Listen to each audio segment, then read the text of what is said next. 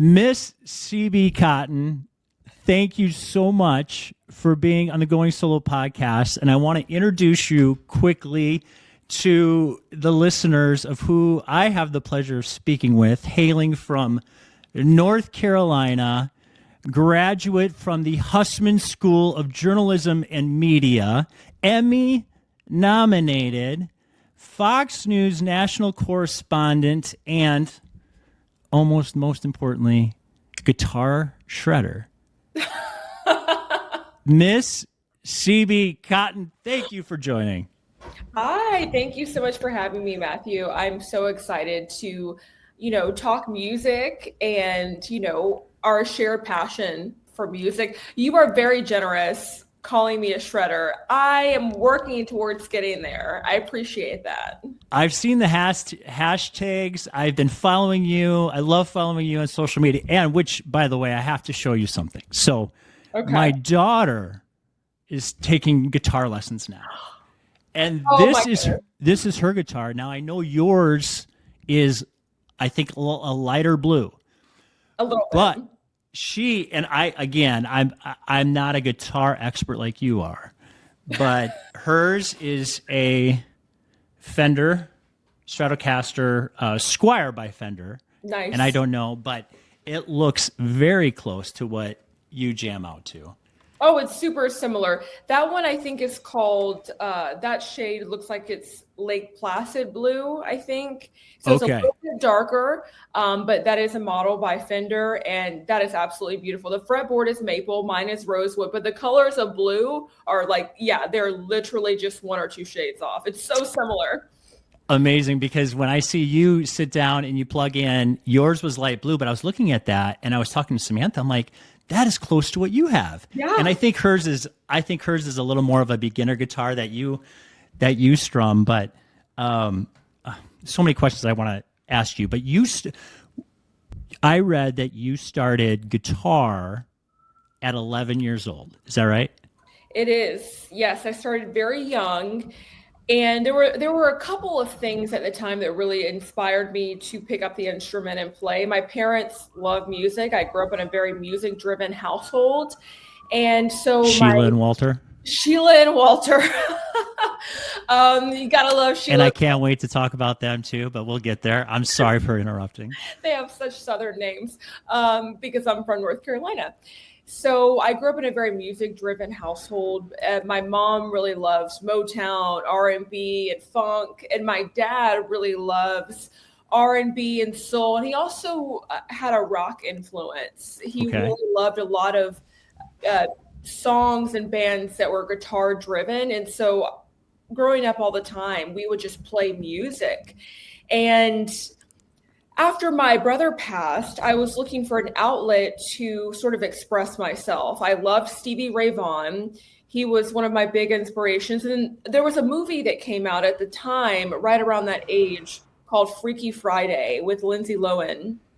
And she played guitar in that movie, and I thought she was so cool. So coupled with my love of Stevie Ray Vaughan and then seeing Lindsay Lohan, who was just, at the time, she was probably a teenager, and I was like, wow, this cool girl is playing the guitar. I want to do that. So that's when I started playing, but I started playing bluegrass music. That's what I read. And it's interesting. And first of all, I want to take a step back, because I also read about your brother. I think it was like glioblastoma. It was a brain cancer, right? That he, and I was going to ask you that question, was going through that loss of such a loving figure in your life, did that kind of be a source as well of being infused as a music outlet? Was that a variable? I think so. I think when words fail, music speaks. And I can remember so many times driving home from the hospital with my dad at like 6-7 years old. And how do you tell a young girl that her brother is going to pass and that he is on the pathway to dying? You really can. And it's probably, I can only imagine how my parents felt at the time. And so we would just be driving home from Duke Children's Hospital, and my dad would put on the music, and we would just listen. And I don't want to beautiful.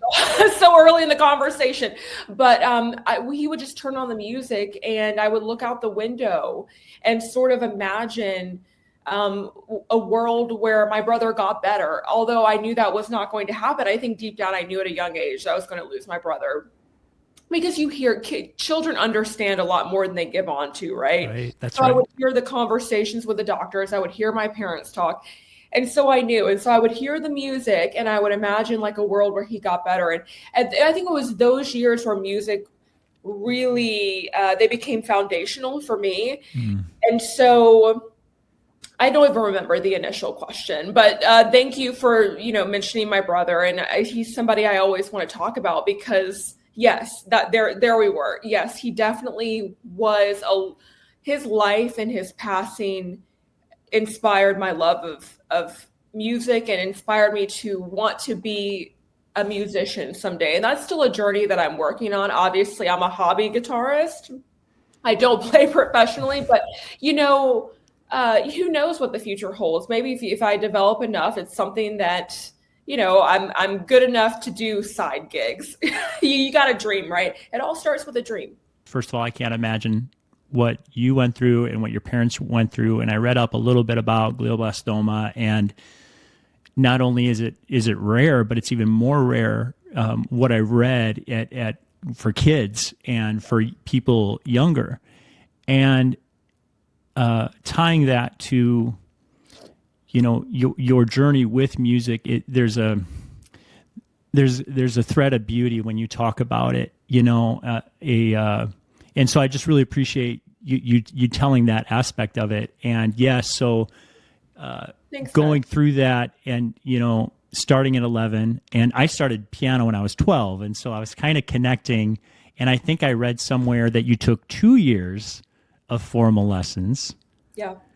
I took 2 years of formal lessons after 12, and then you get busy, right? Life took over. So what was it after those 2 years that was like, okay, I'm done with lessons here? Obviously, you didn't lose a love for guitar, but was there something that took you away from the formal training? So growing up in North Carolina, and specifically Eastern North Carolina, bluegrass is big. People love bluegrass music. So yes, my formal training was in bluegrass music, and I read music. So a lot of guitar players don't read sheet music. I read music. My teacher taught me how to read music. So I was playing lots of bluegrass music, and I would sit there and I would be, I'm reading it as I'm playing it. And I loved it initially, but I think I wanted to get into rock music. And my guitar teacher, he was old school rock and roll was not his genre. And so I think we sort of reached like a path in the road where I don't want to say I was bored, but you know how you are when you're that age, your interest ebbs and flows. And so I was like, I don't want to do this anymore. Right. And then I didn't pick it back up until I picked it up sporadically, like in high school and my early college years. But I would say I really, really rededicated myself. I always had a love for it. I always said I'm going to come back to the guitar one day. And now I've come back to the guitar as like a full-blown hobby all these years later. Well, it's so cool because and going back to your bluegrass, so you started in bluegrass, and did you say like that was more of an influence of environment or teacher or both? Or that was one of my questions, is what attracted you specifically to bluegrass? I would say it was a little bit more of environment. Yeah. It was, he was one of the few. I grew up in I don't want to say very rural, it's a military town, but surrounding this military town. Is it Camp Lejeune? Yes, I grew up in Jacksonville, North Carolina, which is right next to Camp Lejeune. Right. Both are my hometown. It's a military town. It's suburban, but surrounding it, it's very rural. So you have those influences as well. And country music, this was like the late 90s, early 2000s. I feel like that was sort of like a great era for country music. Yeah. And there were a couple of bluegrass influenced artists that were popular at the time, Alison Krauss being one of them. So it was a little bit of like in like environment and what was going on at the time and who was available in my hometown. This teacher was available. His name was Holman Fight. And shout out to Mr. Fight. Shout out to Mr. Fight. Shout out to Mr. Fight. He was so incredible. He was teaching me when he was like 74. Wow. Like he was older at the time, and he could really pick a bluegrass song, and he was phenomenal. So it was a little bit of environment and what was available. And, I enjoyed it. I really did enjoy it when I started out on the journey, but it's like that age where you're like, by the time I was 13, I was like, I want to play rock music. Yeah, of course. And there was nobody around who could teach me how to get into that. So I stopped. Yeah. Well, it makes sense. I kind of went through something similar, and my teacher was also older, Art Cooper. Okay. Shout out to the late, great Art Cooper. And it sounds like, like you said, Mr. Fight was quite the shredder. And thinking of the environment, just roots music overall, when it was, folk, gospel, bluegrass, from the Mississippi Delta all the way up to, Western North Carolina, you have the Appalachian Mountains. It's like, you were there. Yeah. Like you're right in it. And it's so interesting when you mentioned your mom, Sheila, like, did you say she liked punk? She liked funk. She was totally into funk music. And she could rattle off so many artists. My mom loves music. Like she was definitely destined to be, I think, in another life, a musician. Really? Did she play? She started playing the saxophone when she was in school. She didn't continue with it, but her love of music never stopped. My parents also grew up, my parents grew up really rural. And so there's a whole conversation about access and opportunity. And my parents didn't have the opportunity to play instruments, like, and really pursue them like that. I come from poor Blacks and poor whites, and it's a part of my story. But, my mom didn't get to continue on with saxophone, but her love of music never stopped, and she's so passionate about it. She loves it. So talking about your parents, there's a great article out there, I think it was back in July of 2024, that really talked about the mix of culture, right? And you gave, I think what was so impressive in reading that was you had the Irish American culture, and then you have Ghanaian, Nigerian, with your father, Walter, but you tie it to your maternal grandfather, Jimmy. Yeah.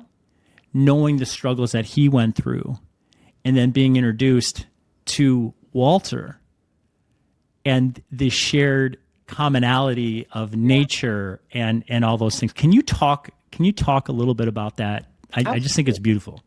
So thank you so much, Matthew. So my father is Black, my mother is white, and my father a descendant of the enslaved people in Eastern North Carolina who were brought over centuries ago.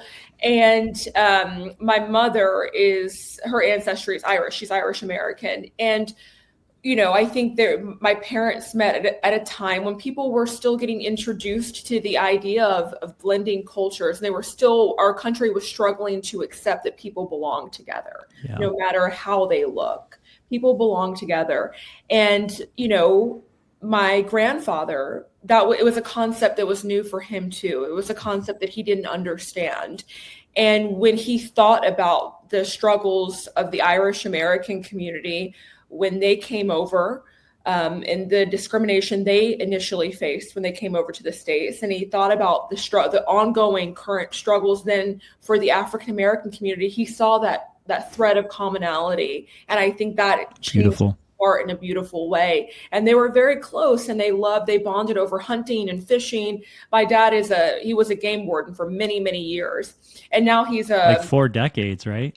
Yes, for decades. He retired 40 years as a game warden, first with the state agency in North Carolina Wildlife Resources Commission, and then a second time as a federal game warden. And now he's a reserve sheriff's deputy. So my dad has this passion for serving the community. And wasn't he a pilot as well?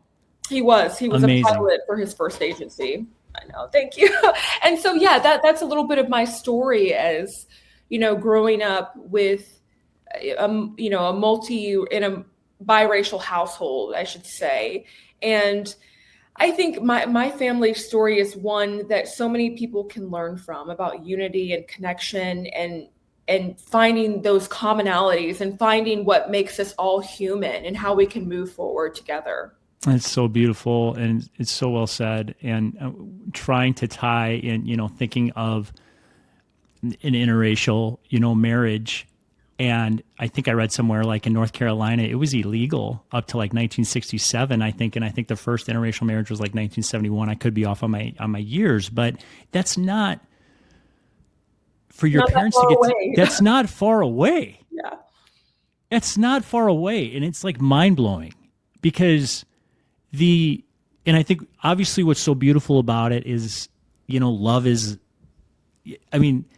what's in your heart is in your heart. Right. And how not only did your parents seem to, come together because of love, you had that support from your grandfather. And I think that is so, I just thought that was so cool how you brought your grandfather Jimmy into that story. And then on top of that, I love how you tied it back to music when you were can you talk a little bit about your tie and how you related to Lenny Kravitz and his story in a People magazine article? Lenny Kravitz is also one of my favorite artists. He's so phenomenal. And a lot of people, they probably know him for one of his most famous tracks, I Want to Get Away. I want to get away. I was playing that before our interview today. It is such a banger. So people know Lenny for that song and several others. He's so phenomenal. He's amazing. He's amazing. He is music. Right. He's just incredible. Some people don't know that he's biracial as well. And that's right. His father is white and his mother is black. And he is somebody that my mother did a phenomenal job with my upbringing and my sisters of showing us examples of people who are black and white, who are very successful, but also people who are biracial, who are very successful, that we could look to and see people who had a similar background to us. So Lenny Kravitz was one of those people. In addition, Halle Berry and several others, but Lenny Kravitz was one of those people. And I really wanted to think of how to eloquently describe my identity for this article that I wrote about my Black and Irish ancestry. And I kind of looked to Lenny. I was like, well, what has Lenny said about this? In this People magazine article, he really said it so eloquently. He said he navigates through the world as a Black man. I do as a Black woman. But his father's ancestry is still so important to him. It makes him who he is. And he said it's all in there. It's all, I'm paraphrasing here, but he said it's all in there. It's all in my essence and my being. And I would say that's how I feel too. All of my ancestry is so important to me, and it definitely molds and crafts my love for all people. I mean, I hope that is one thing when I die, people say about me is that CB loved everybody. And that's how I try to navigate through the world, is love first, love for all people. So he said it best, and his songs really speak to that and speak to like humanity and loving one another. He has a great song in his new album called Human. I definitely recommend listening to that. I'm going to listen to that today. The lyrics are really powerful. I've been stuck on his album 5 since the 1990s because it's just so dang good. It's so good. I'm sorry, but there's just, like you said, bangers on the whole album. Well, right, track after track. It's like, seriously, Lenny. I mean, good job. He's a great guitar player too. Yeah. Like people forget about that as well, as how talented he is on the guitar. He actually played at a New Year's Eve special, I want to say to ring in this year, 2025. And he plays a Gibson Les Paul, and he can shred. People think of him for his vocals. Right. That's right. But his guitar playing, I mean, is right there with it. He's so good. And like, if I can play like Lenny one day, I will be happy. Well, you will be playing like Lenny one day. And Yeah. going back to what you said about Lenny saying it's all in him, a subtitle of that article that you had was it's all, I think, and again, I'm paraphrasing, but I think you said it's all in my heart. I did. Yeah. It's all my heart and soul. It's all in my heart and soul, 100%. And I think my grandfather, Jimmy, his life story inspires me so much. You know, I talk about in that article how he was born into, you know, a lower class Irish American family who were farmers. They had immigrated to the country not that long ago. His parents, and you know, farming was their future, and it ebbs and flows. And he made something of himself. He made something of himself despite all the obstacles he had to face. And my father's family obviously had a lot of obstacles, being Black in the South. And they had a lot of obstacles to overcome, to earn, to have equal rights, the fight for equal rights that my dad's family was a part of. So it's all there. It drives me every single day to do better and to be better and to show other people of similar backgrounds that you can do it too. You can, whatever you dream of, whatever you want to do, you can do it. Seemingly be able to pull that together with empathy and say, hey, we're together, we're human, as you were mentioning. And if we can live that human experience through these tough times, and even to recently and leading up to, I believe your favorite album is Electric Lady Land from the great Jimi Hendrix. So good. You know, I watched again, speaking of Mr. Jimi Hendrix, I watched again last night his anthem at the 1969 Woodstock. Yeah. And again, I want to tie this into what you were talking about, the cultural divide and the power of music. And if people have not listened to that, I mean, it's historic. And I think anyone, especially guitar players like yourself, know that. He made it sound like what you would assume the middle of a battleground would sound like. The improvisation of his performance, and I believe there was like, I don't know, 500,000. It was on a Monday and there was a storm or whatever, and then he comes out and improvises the Star Spangled Banner and the rockets, red glare, bombs bursting in air, and after those phrases, he goes off. And you think, like, how someone can make an instrument sound like that it's mind-blowing. But why Electric Ladyland? Why is that your favorite album? I mean, great question. What's not to love about it? I think his improvisation on the entire record is phenomenal. I think he did a lot of improv when he was in the recording studio. I also really like his vocals too. I think people know him for his guitar playing. Exactly. That's what people know him for. But his vocals are also very interesting and unique as well. Yeah. And the way that he peppers the tracks with the way he places his guitar phrases throughout the lyrics that he's singing is very interesting. It's very unique. That entire record is very unique. And I think you don't hear... I've never heard anything similar to it, to be honest with you. And so that's, for me, That's a great point. I've never heard anything similar to it. I think his phrasing is so beautiful, and something, I don't sing. I'm not a great singer. People do not want to hear me sing. I've tried, and it's like, I'm never. Oh, come on. I don't believe it, CB. I can't sing, but Jimi Hendrix, the way he's singing and playing, that is very challenging too. Yeah. And so those are just some of the reasons I love that record. And, I think John Mayer cites, don't quote me on this, but I feel like Jimi Hendrix has inspired John Mayer, because John Mayer does a cover of Bold as Love. And that's a famous Jimi Hendrix song. It's so good. And just the challenge, I can only imagine how challenging it is to, sing and sing well. And then you're going into this lengthy, beautiful guitar solo. I'm like, how do they do it? Some people are just really like blessed.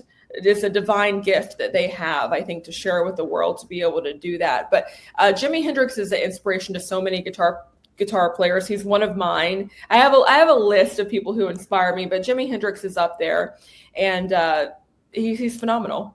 Well, it's interesting with the impact that Jimi Hendrix had. You mentioned John Mayer, but I also believe Stevie Ray Vaughan, another person that you look to, he did a cover of Voodoo. I think Yes. Voodoo Child of Jimi Hendrix. And it's like, it's hard.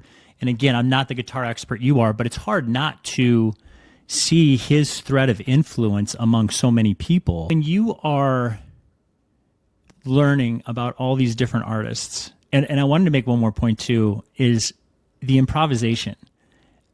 I mean, blues is known for that, right? I mean, blues is known for, I'm gonna lyric for a minute, and then I'm gonna go off for a minute and a half. The best way I've heard it described is that blues it's a language, and you have to learn how to speak it. And that's the key. Like, I think in playing, and that's kind of where I'm at in my journey, is I'm still learning the language, because you want to have enough in your repertoire that when, how should I say this? That when the really composed parts of the song end, that's where you pick up with the improvisation. And so you want to have enough in your repertoire that you know what the phrases just flow from your hands, and you know where you want to go on the fretboard. And it takes some time. I mean, guitar is a journey. The longer you play it, you realize that you'll never know all there is to know about the instrument. I'm not sure if it has to be the same way with piano. Oh, I feel like it has to be. Oh my goodness. I mean, you hit it spot on. Like, it's so intimidating. Like I play piano, and I can name 1,000 other players that are like, I can't do what they do, and it's so, from the comparison. But going back to your guitar, there's a video of you on social media, and I think you're playing along with Stevie Ray's Tightrope. Yes. And when I watch you play that, it seems, now you're not using any music, right? There's a little bit of a backing track. There's a backing track, yeah. There's a backing track, but you're learning it by ear though, right? Yeah. And you can see that coming out when you're playing along with it. Do you feel like that, which I think is so impressive? I mean, because that's obviously the music's in you, and you seem to, want to nail down the technicalities, but you also seem to have it inside you to be able to listen to something and say, I can do that. Like, have you always had that? Or going back to your previous, when you were 11 and reading, like, how did you form the ability to listen and then play? I think it's something that was rooted in me at a young age. I think developing my musicality when I was young, that's where it comes from, which is why I think it's so important that if your child wants to pick up an instrument, you allow them to do it. You totally. It. Yeah, and you foster it just like you're doing with your daughter. I think it started when I was young. I was reading music at that age, but while you're reading music and you're learning it, it's becoming permanent. Practice makes permanent in your head, right? That's right. So the music never left me. Like I wasn't picking up I had a period where I did not pick up the guitar, but the musicality never left me, because in the interim, when I wasn't actively playing, I was always listening, and I was picking up the guitar every so often. So sometimes I would hear something, like I would listen to a blues track, like Stevie Ray Vaughan, for example, Texas Flood. And I remember one time I picked up my guitar in college, and I played the song, and I picked up my guitar. I'm like, well, I don't really play this thing too much anymore. Let me just see what I can do. And I was able to pick out some of the phrasing in the song. And I was like, oh, I can pick up what key he's playing in. And I can pick up maybe a little bit of the phrase, and then I'm hearing what he's going to do. Okay, I can't do that exactly, but I can do this. I can make up my own little part for it because I know what key he's in, and I know. And if you know the key, you can do your own, improvisation. So I think the music and the ability to understand and hear it and hear things by ear, that was developed in me at a young age, and thankfully it never left. So, saying on that aspect, going back to a shout out to Mr. Fight, did Mr. Fight ever expand on a song that you were learning, and did he ever kind of show some improv? And did that, or was he really by the book? I would say he was very much by the book, but there was one song that I learned called Shenandoah. And it's a famous bluegrass song. And one time I was learning it, and I was learning the sheet music for it. And he picked up my guitar to show me how to play it. And so he plays it, he finishes it, and then he keeps going. He kind of goes off on his own, playing some more, adding verses with bluegrass styling. And I was like, okay. At the time, I didn't really know what he was doing. I didn't know what to call it. He was soloing. I didn't know that was that. But now, as I'm older, I'm like, oh, he was doing soloing. He was soloing on the guitar. It was an acoustic guitar that I learned on. My foundation is in the acoustic. Oh, okay. I thought, okay. So you started acoustic. I did. Nice. And, but I saw him phrasing on the acoustic guitar, and I was like, oh, okay, what's he doing? And now that I'm, so many years later, he's since passed on, of course, but so many years later, I understand that that's what he was doing on the guitar. And I'm like, oh my goodness, he was so talented. He was amazing. And he was a tough teacher, right? Like if I didn't practice, when he would show up to my house, because he came to my house for the guitar lessons, and we would sit in the front little dining room for them. If I hadn't practiced as much that week, he would say, did you get through this song? Did you review this? Did you play this? And something he I've said been there before we stopped taking lessons, because I think he saw promise in me. He wasn't sure at the time how dedicated I was. I was 11, you know what I mean? But he had students who were very, very dedicated, who knew they wanted to be professional musicians. I wasn't there. But I think he saw promise, and he said, he would tell my mom, he was like, I don't want to reveal. I go by CB. That's sure. Yep. Absolutely. He was like, I'm going to see your daughter on TV playing guitar one day. And that never happened. I've never been on TV playing That's guitar. Going to happen, though. It might happen. And it's going to be in honor of Holman Fight, my first guitar teacher. I tell you what, it's so beautiful. And the reason why I asked that question is because, shout out to the late, great Art Cooper, is he would take a song and, I don't know, I was learning Down in the Valley or something, something simple. And then he would just blow the piano up. Wow. And to your point on learning the chords, and I didn't realize, like, what the heck was that? And then all of a sudden the spark came in me. I'm like, whoa.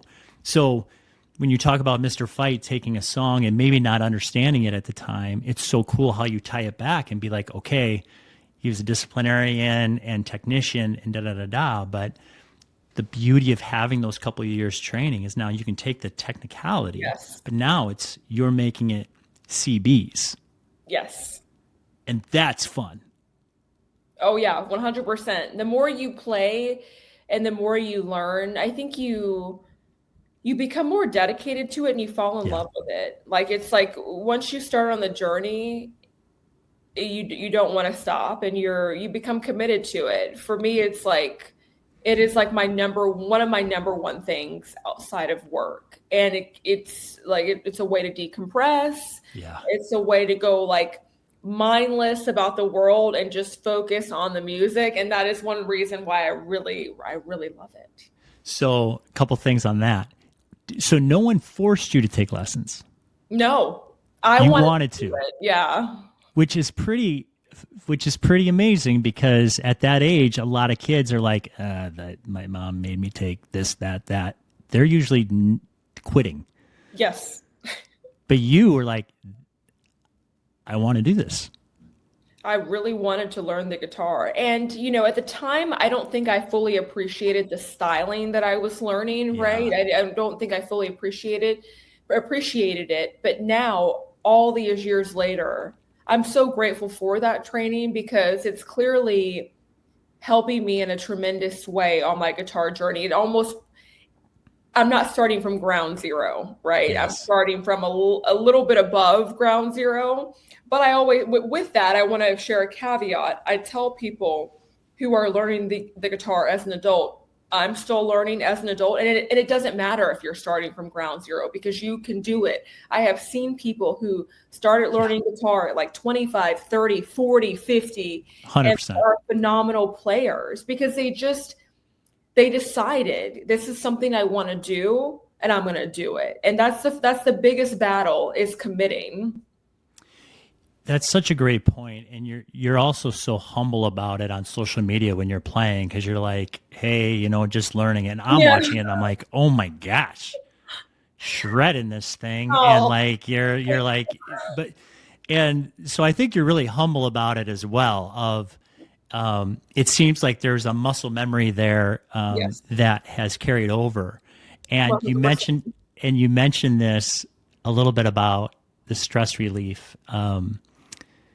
And I, for 20 years, I had a full-time job before going full-time what I'm doing now, but it was the same thing. And I thought to myself, okay, so first of all, congratulations at 2 years at Fox News. Thank you. That is so great. And that was in February. That was your 2-year anniversary that I saw. And obviously you are very well known across the world on all the breaking news that's happening and your coverage.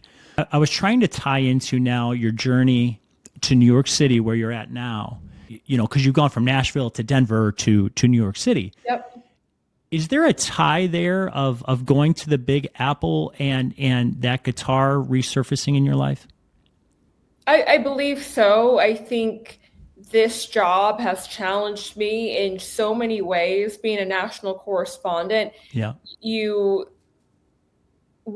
there are new nerves that you're dealing with because you're going from local. My career was built really in local news, but my dream was always to get national. And I'm so grateful. Shout out to Fox for believing in this girl from the South and giving me this. Shout out to Fox. I'm so grateful. They made an amazing, amazing decision and they're lucky to have you. Oh, thank you so much, Matthew. Yeah, big shout out to them. So I think this transition in my life, doing what I had been doing for 6 to 7 years in local news, this transition to doing it on the national stage, it's a tough transition. I don't want to understate it. Can't imagine. It's a big change. And I think I was looking for an outlet to relieve stress. I think I was looking for something that could bring me a little bit of peace of mind when I was off work. Just to decompress, when you're covering the news, you're covering so many different topics. A lot of them can be extremely heartbreaking. So I was looking for something to decompress. And then also I got really excited about being in a city with so many musical influences. I was like, I've got to take advantage of this. That's awesome. So for sure it played a role. It's so interesting hearing you talk about that because, first of all, I can't imagine what the transition would be like to go, like you said, and I think a lot of people in media, they do start out in the local and you're moving and that's got to be hard too, right? I mean, was moving from like Nashville to Denver to that can't be easy. Yes. My 20s were filled with lots of moves. Yeah. I did, after I graduated from UNC Chapel Hill, I did 2 years in my hometown market, Eastern North Carolina. And co-created Wake Up Carolina. Let's not forget that. You've done your research. I'm trying. Very good. You've done your research. I'm very impressed. So I was very involved in undergrad with our student broadcast Yeah. program, and that is where I co-created Wake Up Carolina. It was a student newscast morning show, and You can find it on YouTube still. I saw a couple clips. yes. I'm like, there's CB killing it already. Oh my goodness. I think I was killing it. I sometimes see you go back. Of course you were. Like, have you ever not killed it, CB? I mean, let's be honest here. Thank you. You're too kind. You are very gracious. You are too kind. I sometimes cringe when I go back and watch my old news clips from college, or even from my first couple markets. I'm like, ooh, my voice was very, ooh, and I'm a little awkward in front of the camera, but that's part of the journey, right? Yeah, totally. So I graduated from UNC Chapel Hill, go Heels. Then I go Tar Heels. Go Heels. Then I went to my first market, Eastern North Carolina, Greenville, New Bern, Jacksonville. Those are 3 cities in Eastern North Carolina. That was the market. That was an NBC affiliate, right? NBC affiliate. Yep. WITN. Shout out to WITN. That was a great training ground. Then Mr. Fight probably watched that. He probably did, because at the time when I graduated, actually I know he did, because my first market, I had to do a story in my hometown, Jacksonville, and I went to his house one day to do an interview with him. You did not. I did. He didn't, and at the time he was much older, so yeah. How cool is that though? Me. Yeah, but when I told him, I was like, I was one of your guitar students, he was like, he was so excited. That is so cool. Full circle. It was a full circle. I love it. I love it. And then I went to Nashville, Tennessee. And that is a place too that also sort of, at the time I was really thinking about guitar and I was picking it up. But Nashville is intimidating because there are so many good guitar players who, I mean, just will forever blow me out of the water. But I'm working on it. I'm going to get there. And at the time I was very intimidated about playing in Nashville. I look back on that time and I wish I had taken more advantage of it. But that certainly was part of the nudge that kept telling me back up the guitar. So I went to Nashville for 2.5 years. And I went to Denver, Colorado, and now in New York City. And so moving every 2 years, it's been such a big part of my life story. Now I'm hoping to put down roots here in the Northeast, and guitar is a part of putting down roots in myself, I suppose, trying to submit myself as a growing hobby musician, somebody who's learning. And I'm hoping I inspire other people to learn as well. Oh my gosh. I mean, you're already inspiring. I mean, I have to ask, you recently saw Joe Bonamassa. Yes, Joe Bonamassa. I'm sorry, Bonamassa. That's my caffeine kicking in. He's a tongue twister. I'm embarrassed. That guy he was like opening up for B.B. King when he was like 11 years old. It's insane. What was that concert like? Oh my goodness. Well, after seeing him, I was like, okay, this is for sure something that I want to do, because I think it's so important to have hobbies beyond your 9 to 5. Journalism is my biggest passion, right? But you need things beyond your professional. You need things beyond your professional life. That's so, so very important. So when I'm retired one day from news, guitar will be my always there thing. It's always there. It's so important. But after seeing Joe Bonamassa, I was like, wow. The guitar is something that I really want to go. It just even more confirmed. It was more confirmation, I should say. Need more coffee. It was more confirmation about. I've got a lot of caffeine going in me right now, CB, because I was so excited to talk to you. So I've only had 1 cup. I'd give you a cup if I could virtually, but I've just been it was more confirmation for me that I want to be a guitar player. One day when I'm long and gone, I want them to say CB Cotton, journalist, guitarist. They're not going to, I'm not there yet, but if I keep going, I know I can be there. And Joe Bonamassa is incredible. I am going to be his groupie. I went to go see him with a couple friends, and I'm going to be a groupie. I've already told people I'm going to go see him again. His musicality is second to none, in my opinion. And his songs, they just take you someplace. Like on the concert, it was like an emotional roller coaster. Like one moment I'm joyous and I'm thinking about, I'm excited, I'm hopeful. And then the next moment I'm like reflective and I'm pensive. And I'm thinking about the struggles that I've had in my life. And he's taking me on a journey back to the past. It's like his articulation of the notes. It is so crisp and perfect. I mean, you can tell by the way I'm talking about him. I love it. I'm going to stand this man. That's a phrase Gen Z uses. Stand. They stand people. They stand. STAN. I don't know what that means. I'm a millennial. They stand people. I stand Joe Bonamassa. That's a great person to stand. Yeah. I mean, and he's a cool guitar collector too. So he loves guitars. I was listening to his song "Woke Up Dreaming." Yeah. And he does a duet with Tina Guo in Carnegie Hall. It's beautiful. That and he says after that song, he says, "Well, it's not as difficult as it sounds." And I'm like, "Are you kidding me?" Like, so, and then a shout out to Tina Guo. Yeah. Oh yeah. I swear she's playing "Flight of the Bumblebee" as an improvisation in the beginning of that song, and I'm just listening to it over and over, and I'm like, how?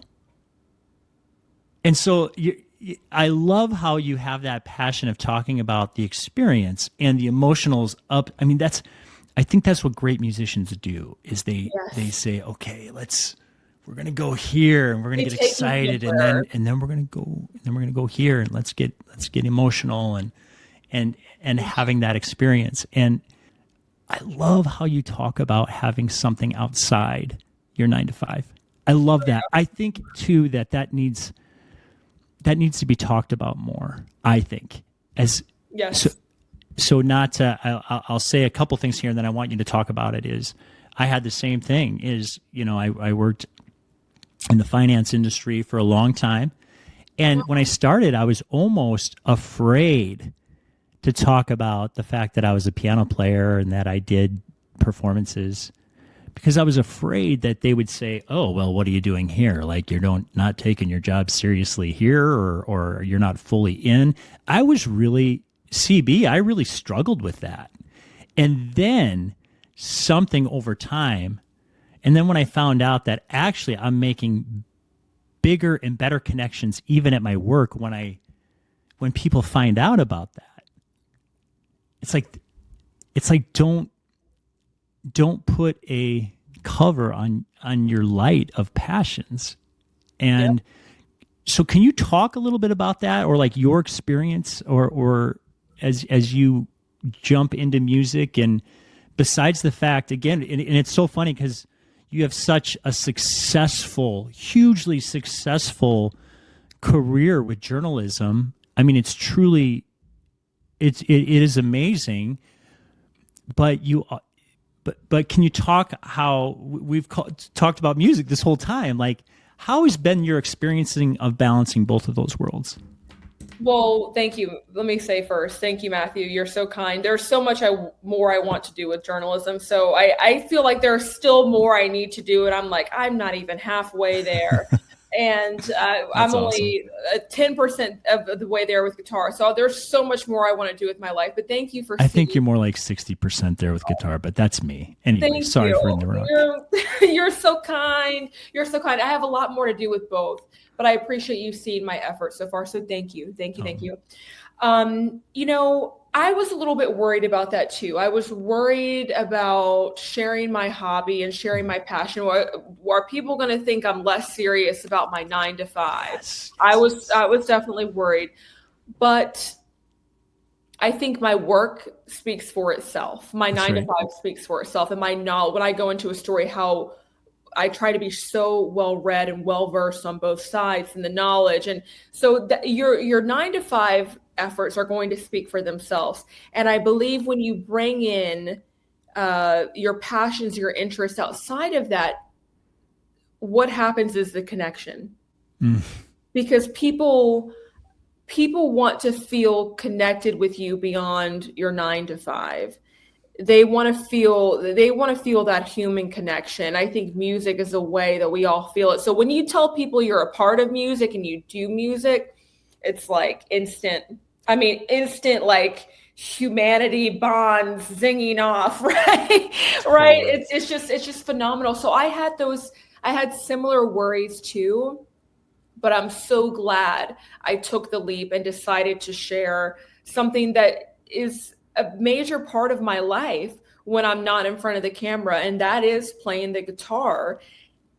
So yes, I was right there with you, and I'm so glad that I took the leap of faith and decided to share it. And also, one thing I'll say is that when you're sharing your passion for outside of work, you've got to get over the embarrassment part. Like,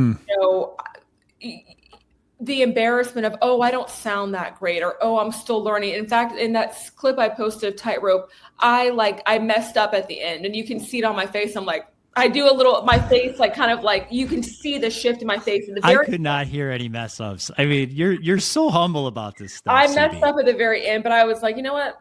Yeah, we're going to post it. We're going to post it anyways. You have to get over, like, if you're an artist and if you're a creative, no matter what level you are, people think they have to be Beethoven or Mozart to call themselves an artist of a certain craft. That's not true. You can still be on the learning journey, and people want to see you grow with something. And when you first start out, it's not going to be great. It's not going to be perfect, but share it anyways, because you just have to make it exist, and then you can make it good. That is so well said. It's spot on. And I think too, what's cool, you're being vulnerable. Yeah, you are. Yeah, I'm throwing it all out there. You're being vulnerable with something that you love, and with, especially with music. Like, I thought it was cool too, like some of those things that you've posted on social media. I've seen some really sweet and nice comments from coworkers. And I think that is, and that, I think that helps, right? I think that kind of gives, not that, to your point, it's not that you need an external validation, but I think when you start to feel like, CB, that is so cool. Nice. Again, regardless of what level, it's not even talking about level. It's of artistry, but it's an appreciation for what it's like. They see that you're trying, and they see that this is, they see this is something you love, and so they're encouraging you. It's great. I've had colleagues my colleagues are so supportive of it, and they ask me about it. And my office at work, I'll have to share more pictures on social media. There are posters. I'm building my poster collection of all my favorite like musical groups. I think I've seen a couple of your posters. Yeah, so I'm like, does your music knowledge not end? It's amazing. I like a broad. I have like a lot of different genres of music, and that's definitely reflected in my office. Like, I love metal music, and so I saw that posters. I saw that, and I have to tell you, I was taking my daughter, who's very shy, to guitar lessons. And I go, Samantha, what's your favorite song? And she goes, well, I do like Black Sabbath, Iron Man.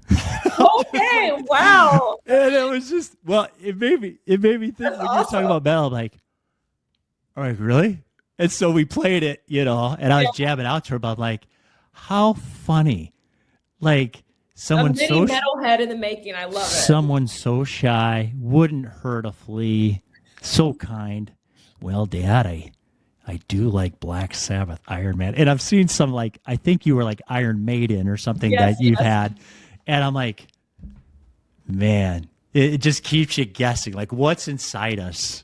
And right, exactly. Like, I like to keep people guessing. People were really shocked when they found out that I liked metal music. They were like, whoa. And I think that's the spice of life, right? Yes. Like, being like, I love people who are multifaceted, who, like, I meet and I would never expect something, and then they tell me, and I'm like, that's awesome. That's so cool. Like, people would look at my dad and never expect that he would love Van Halen, but he loves Van Halen. And so that's so awesome. People would look at my mom and maybe not expect her to love funk music. She loves funk music. And so that duality right there, I mean, I think that it's the reason I'm the way I am. Well, you seem to have a lot of different layers, and it is so cool because it's like, okay, it's like there's so much to learn about you, beyond. And when I think it's cool too when you're talking to other people, it's like you're giving them a gift and validation when you're like, hey, that is really cool. Instead of what, that's weird, or why are you doing that? You're anytime someone's passion is being supported, people feel that, and they feel that appreciation. They do. And I liked it when I see my colleagues engaging in certain like whatever their hobbies are, I try to encourage them and try to support them. Like, keep going, keep doing this. This is awesome. One of my friends, works for one of the great stations here in New York City. She does archery, and awesome. She's like posting about it on her Instagram. And I'm like, that is so cool. And then one of my best friends back in North Carolina, Dorothy, she does rock climbing. And like, it's like, I love all these layers of people. Another good one of my friends, she like doodles. She makes all these cool arts and crafts. All my friends are just, and then I have another friend who's a beekeeper. So it's like, I love all the layers. And that is what humans are. Humans are so layered. And when you strip back those layers, all you find are commonalities. Like, this is what brings us together, right? And that's like the beauty of it for me, is finding how we are more similar than we are different. And that's what I want my message to be. Like, I want people to know me for that, and that's what I try to do. The human experience. Yeah. Isn't it funny how, as you're talking about that, the rock climber, the beekeeper, the doodler, one friend of mine, he led a very, very large department, a lot of stress. He ran Ironmans. And I'm like, dude, how you run an Ironmans, like, and overseeing 200 people? Like, that's a big job. But to your point, I'm so appreciative of you mentioning that. It's so needed. It is so needed. It's so needed. And I think, your 9 to 5 may not allow for as much creativity, right? Because with whatever career, whatever role you're in, there's a little bit of a uniformity to it. Absolutely. A little bit of a routine. So that's why it's so important that outside of that, you do have that creative outlet, or that outlet that's a little bit more where you can color outside the lines. Like your friend who does Ironmans, he's like having to test his body to new physical heights when he's doing that. And it probably so exciting and so challenging. And that really couples well with, his 9 to 5. Speaking of Ironmans, are you a marathon runner like your sister in Chicago? No, I'm not. She's so talented though. Gosh, goodness. She's such a talented runner. I am not. I like to run, and I will run maybe like once a week on the treadmill, but I'm nowhere near her level. I have a sister who runs. I have another sister who sings, and wow. She is phenomenal. Let me tell you. She's phenomenal. She is so, so good. And they're both so talented in their own way. And my sister who runs also plays the violin. So we all have that love of music. And that's something that I think has that's a bond that we all three have is music. Do you think Sheila and Walter kind of sit around sometime and be like, how did we raise all these amazing children? Well, what was their secret? Thank you. What was their secret? How did they do it? I think they modeled love. They modeled love, and I think they modeled a lot of love for each other and for us, right? Their story is putting love first, right? So that's it. That's the key. That's the key. Love and connection. It's amazing. And we've covered a lot of things, and I want to give you a couple blanket questions. And again, I'm sorry for I know we're going over a little bit, but no worries. I'm good. I'm good on time. So I was so thrilled to talk with you and so appreciative. Of all the stories you've covered, what is one of the most favorite or impactful? Oh, goodness. Favorite or impactful? That's a really hard one, Matthew, because I've covered so many stories. Yeah. Favorite or most impactful? Mm. I think I'm immediately drawn to the stories. And this is gonna be a broader explanation, but I'm drawn to the stories after tragedies where people come together. I love to see how people come together in unity to lift one another up. I've covered a lot of sad stories, the Boulder King super shooting in Denver, Colorado. I covered the Covenant School shooting in Nashville, Tennessee. I covered the first assassination attempt against President Donald Trump, and seeing how everybody comes together after something has shaken or rattled an area. That is really important. So I'm going to say it's the stories in the aftermath that give me hope. That is so beautifully said, because you're 100% right. It's like after any disaster, and that's funny too, because after any disaster, take a hurricane, take a tornado of a community. Yep. What happens? You're exactly right. It's like people come together. Yes. That is really cool. What is your favorite place you've ever traveled to?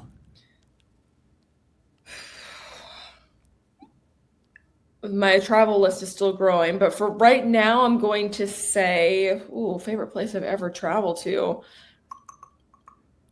It can be anywhere, right? Anywhere. It could be to the local, library. I don't know. Like your favorite place ever. I'm going to say, and I lived here for 2 years, so it's not, I went to Mexico last year. I'm going to say Denver, Colorado. Oh, I'm going to say Denver, Colorado. I lived there for 2 years, but the beauty in and around that city is second to none. It's like you can wake up any day of the week and go on a hike. And I went to this really beautiful place called Lake Isabel, and it's maybe like an hour and a half away from Colorado, up in the mountains, and it's absolutely gorgeous. So I'm going to say Colorado as a whole is probably one of my favorite places to visit, to stay. It is stunning. Out west, I'm an East Coast girl through and through, but I love visiting the West Coast. It's just phenomenal. Those Rocky Mountains, they're gorgeous. Oh my gosh. Yeah. If you could give any younger person advice on following you mentioned about dreams and that you can achieve those, what advice would you give to someone that's going for their dreams? It's going to sound trivial, but never give up. Keep fighting for what you dream of. Never give up. Keep fighting. You have to. You have one life, and it is going to go by so fast. And the time is going to pass whether you try or not. That's the key. The time is going to pass whether you try or not. So you might as well try. Yeah, keep fighting for your dreams. It's not completely earth-shattering, but it's so important. I think it is earth-shattering because it does sound, it so easily sounds cliche sometimes when you talk about your own dreams. But my friend Tony Potts said this once, they're cliches for a reason because they're true.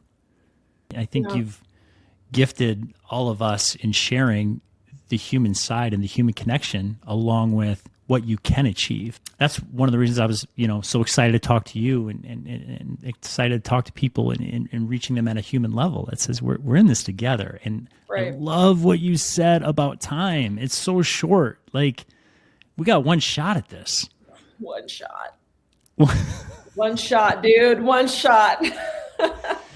So in closing, my only request is that I get VIP seats for your first guitar show at some point. I'll pay for them, but I want a first shot at when you're on stage playing with all of your amazing mentors. I want to be in that. I want to be watching that show. You and your daughter Samantha, right? Samantha. Cheers. And that's perfect. Miss CB Cotton, I want to thank you from the bottom of my heart for just just an amazing conversation and your time and sharing your gifts and your story, and just wishing you nothing but continued amazing success. And it's just been so much fun to follow you.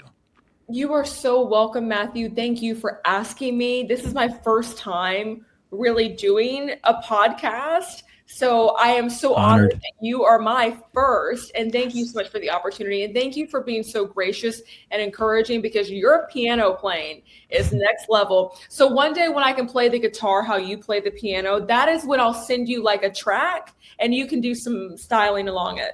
We're going to duet. We're going to release a duet at some point, and I cannot wait. I'm excited for it. Matthew, thank you so much. I appreciate you. Thank you, CB. Thank you. Talk soon. Bye.